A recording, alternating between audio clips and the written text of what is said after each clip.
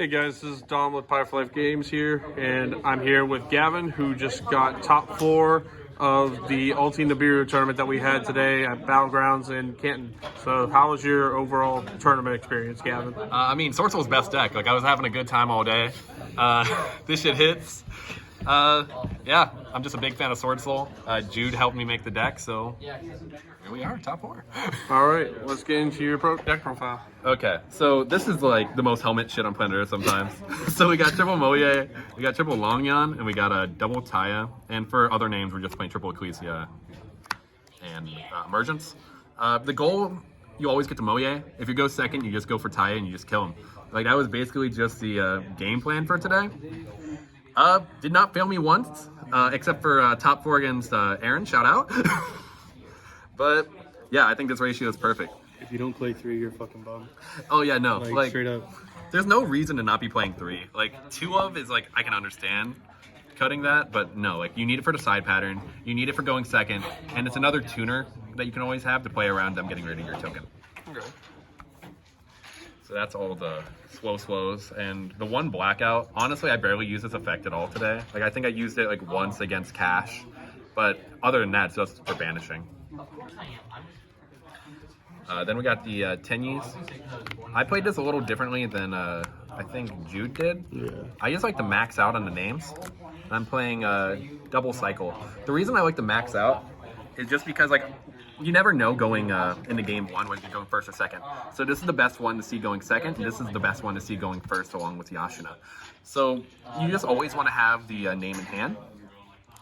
Mapura is probably a strange choice. I know a lot of people don't know what this card does. It negates targeting.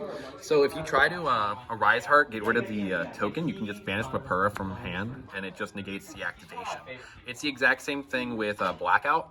A lot of people try to Blackout pop when I have this engrave in hand, and it just has helped me stay alive.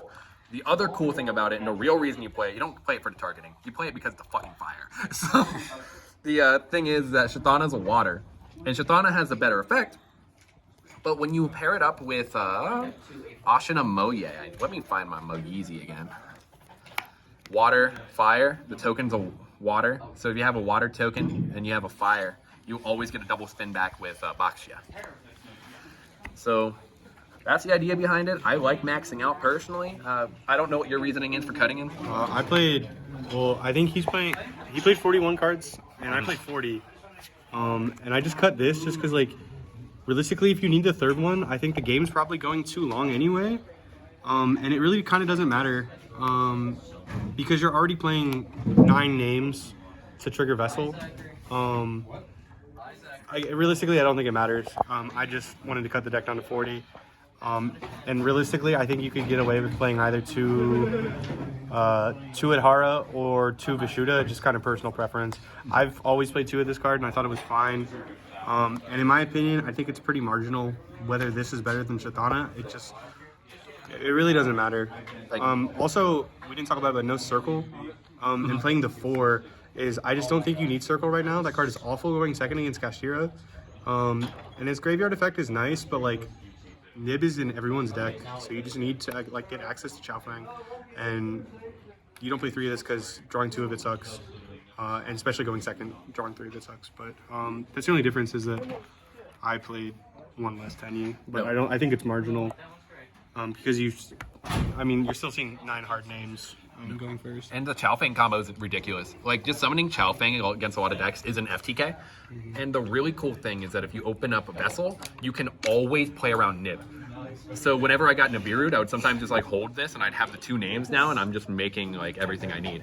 So Vessel's is also a card that, whether you're going first or second, it demands interaction. If this card resolves, you probably should win that game. Oh yeah, if you go first, this card's a fucking FTK. 100%. So that is it for the 10 Yeezys. And we played a bunch of going second cards. We just maxed out on Nib, we maxed out on Ash, we maxed out on Book of Eclipse, and we're playing triple Infinite Impermanence. So the idea is that these are just the best hand traps, and you need them for different situations. So if you play Nib and Imperm into Kashtira, you're probably winning that game. And it's the exact same thing with Ash and Imperm into Despia. And of course, we just wanted to go for the Book of Eclipse. This is pretty much a locals. So Book of Eclipse into Swordsoul is just an FTK. Like if you open any combinations of these against Swordsoul, you probably won the game. So these are just like, I think the best going second cards right now. I also think with Nibiru is that a lot of cash players are starting to play around this and only make like a Rise Heart on their 4 summon. But if they, I mean, obviously it punishes them if they don't, but if they only go for the Rise Heart on the 4 summon, it's so easy just to break that board. Yeah, it's like damned if you do, damned if you don't. Yeah. Because then they just die to these. 100%. Like, this shit's crazy. And then we just play Pot of Greed. Like, what's Pot of Greed getting you into? These! So easy to break a board with 6 cards, or 7 cards per second. No, like, this main deck was ridiculous. Like, there were a couple things I wish I would have changed. I think a thing to think about is evenly main deck. There was so many like game ones I could have stole with like instead of like, maybe having Eclipse or something. No, like, this card was, like, weird, where I wish I didn't play Eclipse. But Like, it also feels like you have to play it. this felt like both the best and worst card in the deck at all times. Like, this could have been, like, something else. I think it's marginal, but the amount of games I won off of just Eclipse at random points was ridiculous. Like, the amount of cards you give them doesn't matter because they die. Yeah. So then that's all of the main deck. We're playing 41. Then for the extra, it's kind of standard. So I'm just going to lay out all the synchros. You have to play double Shizhao now more than ever because they are just going to rip one with Kashtira and you're going to go into multiples. Something came up today. I see a lot of people testing Droll. The stupid thing about playing Cycle now is that now you can always have the Adara and you can banish Shizhao, or use Shizhao's banish effect as basically a Rhoda. So you never die to Droll. Like if you're losing to Droll with this deck and you know how to play it, you're not actually losing to Droll. There's also cool plays that you can do, like if you get Drolled and you have Vessel, and Taya specifically, is that you can just like dump whatever card you want. So like, say Long One, you dump Long One off the Vessel, Taya, and then you auto it back. So that way you like don't have to search with this. No, that came up a shit ton today. Yeah. Like that was coming up. Also not even using the effect and just beating a board. Berserker Tenyi. This card is ridiculous against Trap Tricks. If you set this up against Trap Tricks, you just banish your first summon, you won the game. Boxia is just the best card in the deck. Yazi is ridiculous. I did not summon it today. The reason why I basically maxed out on Adara is so I can always have a Yazi line, but it just never came up. It also, Yazi also solos runic decks. Oh yeah, like it just can't be targeted.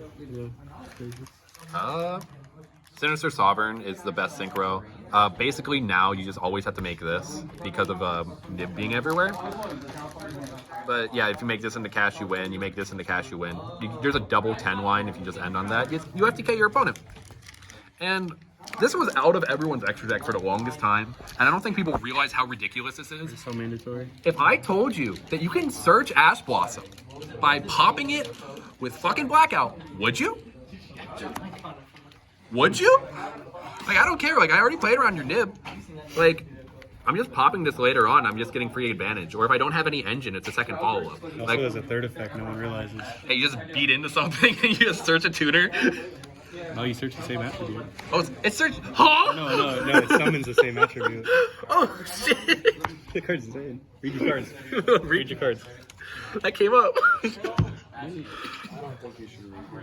And then, the links we play. Triple Monk. Please play Triple Monk. Please play Triple Monk. I lost my last round because I didn't. Shaman of the Tenyu was insane. This card just coming up. Being able to just beat over things and pop shit because of the Monk of the Tenyu is insane. It's like your only play under D barrier as well. Yeah, like the amount of OTKs you can do under D barrier because that's ridiculous. 100%. And then Lina just being able to search Ecclesia. Yeah, if you nib them and can't play, you just like normal hand trap or something. You just crash it and then the token. Or and like- you can play after. Yeah, no, ridiculous. Like I think this extra deck is high key like the best part about this deck. Yeah, it's a standard. Like there's one flex spot and our flex spot was Lina. So And then the side deck was ridiculous. I think this was like the thing that was winning me most of my matches. I thought I've fucking theoried this side deck for so long. So shout out to Jude for this, but Contact season's insane. double contact C. This was the best card in the side all day next to Crossout. I lost in the top 4 because of this, basically. It's the best card, but I lost. Yeah, exactly right. So I'm just gonna lay everything out. The 1D barrier seems ridiculous, but like you really don't need this in most matchups. This card is good. So I think the issue is that this card is good into specifically Despia. But a lot of Despia players are siding in the cross out with the D barrier, so it like doesn't feel good anyway. So you just side in the anti-spell because they're almost 100% not siding anti-spell with cross out. And so you'd rather see this floodgate than this one. And this card honestly kind of sucks into Kashtira, but you have to play it for for your own deck. Because obviously, like without red reboot or anything, you have to play cross out to stop this. It's your main lose con going second. It sucks. I hate this card, but I think it's necessary right now. It also like stops blowouts, like going first, like you side evenly, inside this and evenly. And then it also like you're already playing the cards that you already lose to, like Eclipse, Nib, and Imperm. So it's just super flexible going first. Again, I hate this card. I think it sucks, but I think it's almost necessary in this deck, just because you can't break a board going second through D barrier. No, like really sucks. This card's like ridiculous. Like being able to hit the D barrier, being able to hit evenly matched. Again, anti-spell was just the best floodgate of the format right now. Like into Kashtira, if you just anti-spell them, half the time they just pass. Like, what are they gonna do? Like summon Fenrir? Oh, summon Unicorn. What are you searching? Like, be honest with me. Like, it's not doing much. And then if you really want to be degenerate, you can just slide into Cosmic Cyclones with it and just pop shit. But like, we're playing Bakshia, we're shuffling everything back. Yeah. But other than that, everything in here felt like fine. Like the only card that did not come in at all today was Cosmic. Like it came in once. I think you need Cosmic for like Labyrinth and Trap Tricks. You need to respect those decks, especially Labyrinth. Even though like no one was on it today, because like, if you get flooded, you just kind of lose the game. So you need to be able to do something about that. So. But yeah, that's literally everything in the deck. Like again, shout out to Jude for building the side, building the main. Like her and I worked on this together, but dead ass, like I would not have thought about Dragon Cycle if it wasn't for her. Like I would still be on Circle and I probably wouldn't have done as well as I did today. Shout out to everyone I played. Shout out to Team BG. Shout out to Dom for being back here. Shout out to Aaron for bodying me with Marinsas in top 4. Shout out Term. Shout out Term. Term gang, where are we at? No. What does that even stand for? We're not saying that in the video. And yeah, that's everything. All right, well, congrats again, Gavin, on the top 4. And if you guys enjoyed the deck, make sure you leave a like and subscribe. And this was Dom signing out.